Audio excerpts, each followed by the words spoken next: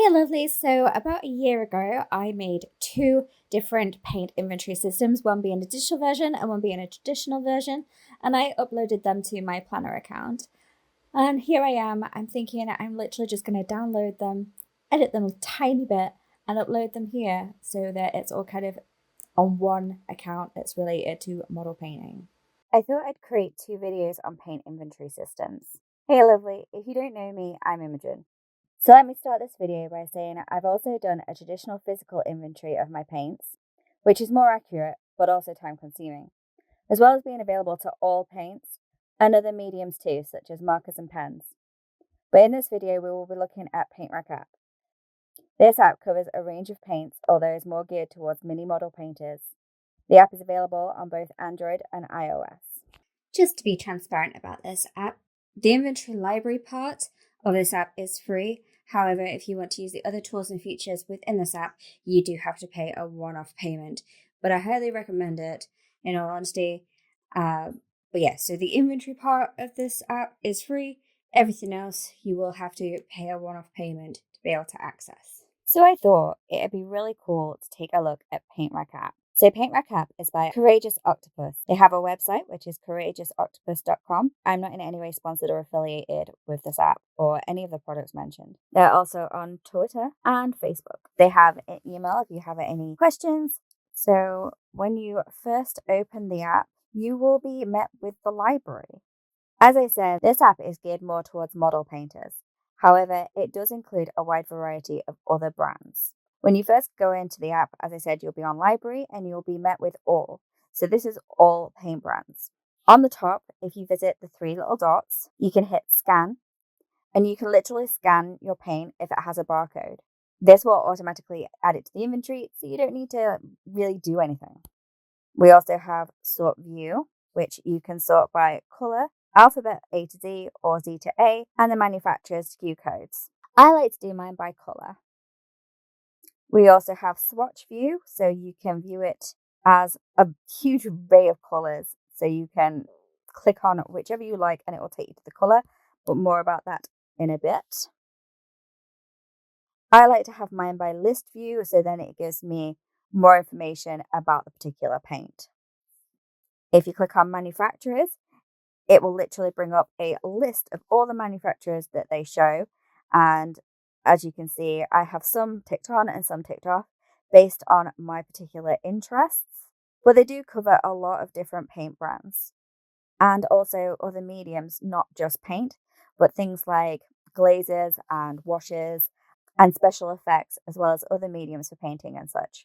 You can also organize your paints if you click on this drop down arrow in the top right corner, so you can sort them by alphabet A to Z or Z to A.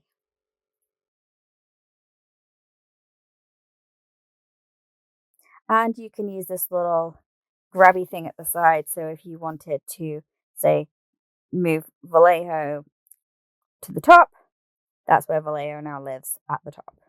We can go to export library, and I'm not going to actually do that because it'll bring up personal information, but you can send it via WhatsApp or to a specific person, or save it to your Gmail or as an Excel sheet.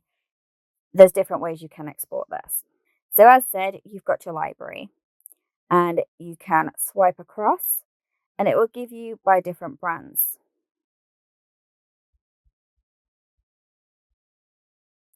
If you swipe down, it will give you the different paints.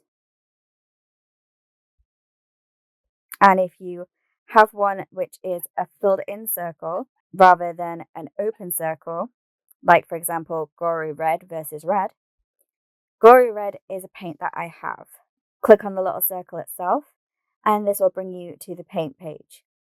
It'll have more information, such as the paint name, how much is in the bottle, who it's by, if there's a particular line. For example, Vallejo do game color, model color, airbrush. They do a lot of different product lines. And it'll have the SKU number or SKU number for the actual bottle. So if I went and searched for 72.011, I would be getting this paint. If you have it, you can +1 it. If you have two, you can add more, however many bottles you have. Let's say you have two and you go back, it will then have the number 2. I, however, only have one of this bottle. And when you use it up, you can say, I don't have this bottle anymore. So minus, and then it will come up to say, you no longer have this paint. In the top corner, we can plus it. So we've now added it to our wish list. Or we can minus it to say we don't want it on our wish list. For now, we'll add it. You can also press the shopping cart to shop for it. And you can use the eyedropper tool, which will bring up similar colors by other brands. So you can swipe across to try and find a similar color by a different brand, or complementary colors by a different brand, or other information on colors. And they will have their own SKU numbers as well. And at any point, you can just click on one and it will open that particular paint. And again, it'll have the paint's information at the top. So if we go back to library and click on the hamburger at the top left, we have other options. We have underneath the library, we have sets. So you can create sets. For example, I mini model painted an amethyst and I could add the paints that I used to create that amethyst. So in months' time, I could be like, oh, what paints did I use to do an amethyst? Because I'd like to do another one. I can go, okay, in sets, and oh, look, I used these particular paints to make that, which is a really good way. There's other ways to do it, which is you could, if you buy a particular set, because say Vallejo, for example, they sell particular sets for painting this creature or this model or this thing. So you could list it by set or list because they also sell sets of paints for adding to your collection. You can make sets. To make sets, you would just click on the plus at the top. You would add the name. You can create a little icon, which has some pretty cool options there. Different colors, brands, on a few other symbols. So, for example, you could find a purple. You could say amethyst, and then it will create amethyst like this. Then we click on amethyst, and you can add your notes.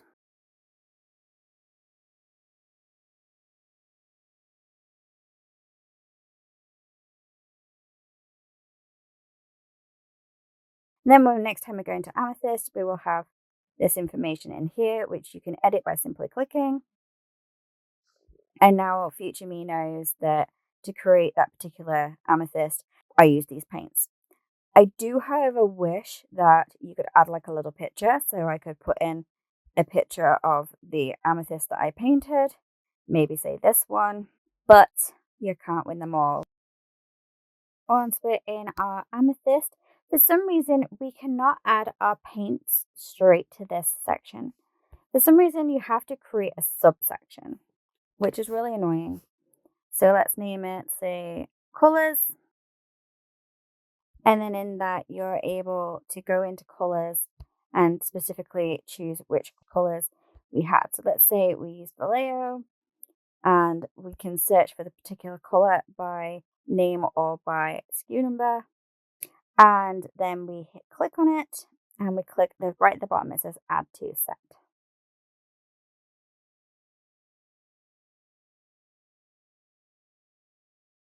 Sometimes a SKU number will have different colors for different brands. Say, for example, this particular one has Vallejo's Demon Blood special effects, but it's also one of Golden's slow drying acrylics. It's also a similar SKU number for Model Masters enamel in this lighter blue color. If you wish to remove it from a set, the button at the bottom will say remove from set. So just click that and then it will no longer be in the set. So if we search again, we can find that and add it to our set. We can, of course, once we're in the set, use those little lines at the side to maneuver how we wish to have them.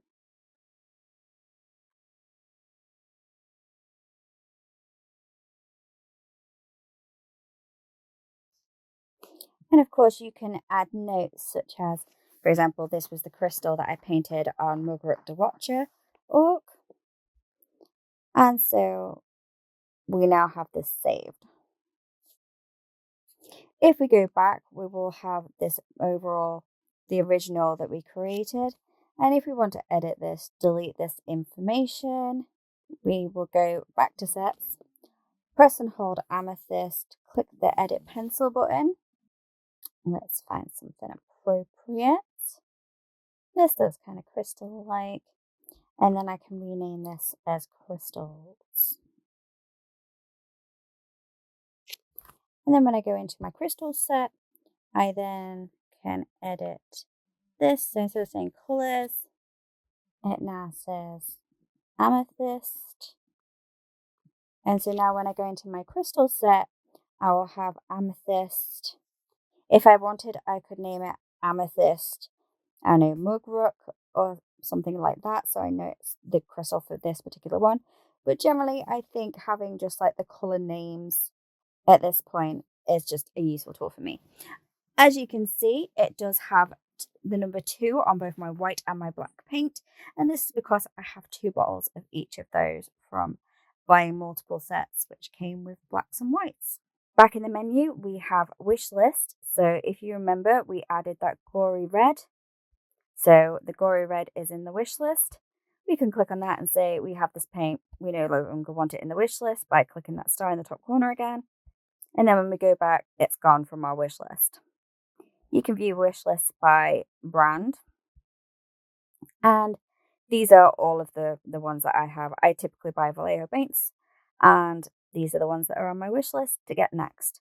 There probably are other paints, and there's definitely other paints on my Amazon wish list. And I'll drop my Amazon wish list in the description below if you're curious of the things that I'd like to buy. We then again have the color tool, which, as I mentioned before, how the color tool works. And if you hit this little, is it a funnel with a star? Is that what it is? You can only show my paints, the paints that I have. So then it will only show the paints that I have. It is on this particular gory red because that was the last one that we searched for. But we can use different tools on here to find other colors. For example, if we go to the picture icon, which is the far right of the 4, and we click on that, it'll bring up a gallery. So I could go to say this, and then I could say, I'm interested in this, in this, in this. And it'll bring up colors that it thinks, and then you can open in the color tool, and it will say this, we think the closest match is, etc. We don't need to go much further into that.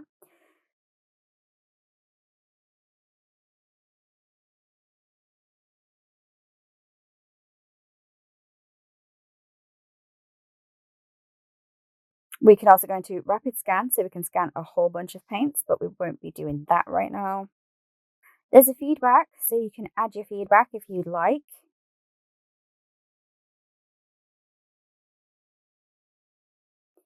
Settings is pretty obvious, straightforward. So we have a few advanced settings, which are generally ticked on. If you're not seeing the SQ numbers, or you don't want to see, or same with the bottle count, or enable automatically crash reporting, you can tick all of these. These should automatically be on. We also have this, which is the most important part. So create an account, sign in, backup data. It is so important to hit this backup data. I didn't know about this particular thing, and I inventoried all of my paints, and I mean all my paints. And then I got a new phone, and I added the app to my new phone, but it didn't transfer all the paints. That is my fault. Maybe a user error. Maybe it should prompt you to do this.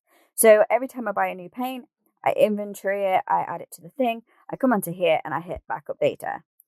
It takes a few seconds to back up. It'll say it's success. And then I have it. I don't have to worry about it. It also has a reset, if that's something you'd like. And if you don't want this account for whatever reason anymore, you can delete your account. Then we have an about. So it will tell you what version of the app you have, as well as how to contact Courageous Octopus. And it'll have more information such as open source licensing, privacy policy, and affiliates information.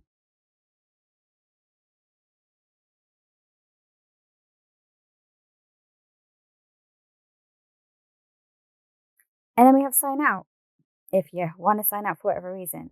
They also have the Twitter and Facebook logos. And if you click on them, it will, of course, take you to their particular social medias. So you can give them a like to support them. Otherwise, that's more or less it. So let's go back to library and have a look at some other things on here. As I said, they don't just have paints. If you scroll, and then we get into other things.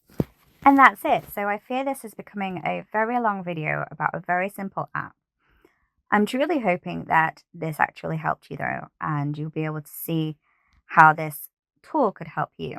Don't forget to also check out my traditional version where I literally swatch the paints that I have and create an inventory binder system. And I'll put a link for that below.